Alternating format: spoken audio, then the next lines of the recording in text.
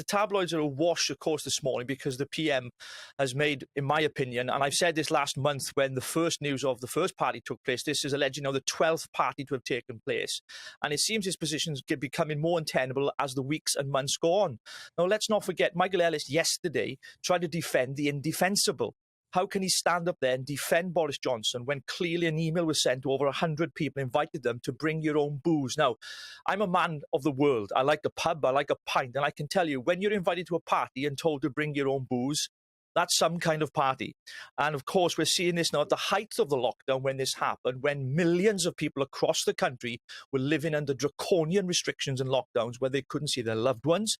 They were unable to hold their hands of their dying mothers, fathers, grandmothers, aunties, uncles. The list goes on. And of course, even in the Metro this morning, the headline that read there, contempt for the victims. And I've been speaking to many people, yesterday in particular on my own show, that have told me some of the horrific stories.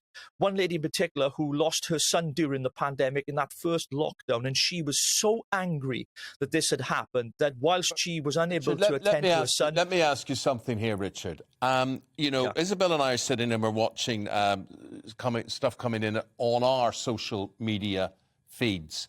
And there are a lot of people watching this, and they're not happy. They're not happy that we are covering this. They're not happy that you are talking about this. And they call this Boris bashing. Now, I know the sort of story you're going to tell me, and you would have to have a heart of stone not to respond to that. But there's a lot of people saying, get on with it. There's more important things to be talking about.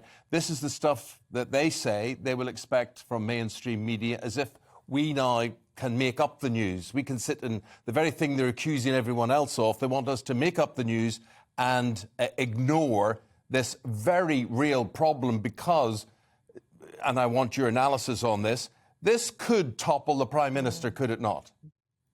Well, of course. I mean, first thing to your viewers this morning is this is not going to go away, unfortunately. It's going to be on the front it's on the front pages of every newspaper this morning. It's going to be on every news channel, and we have to address it. You can't ignore when the Prime Minister has clearly lied to the nation when he said he didn't attend any parties. He's clearly lied. And this is, we talk about public confidence in politicians, and unfortunately, this is not going in the right direction for him. So I would say to those who think that, you can't ignore it. It has to be addressed because this is a big story. And of course, today, in Prime Minister's question time, he's going to have to answer.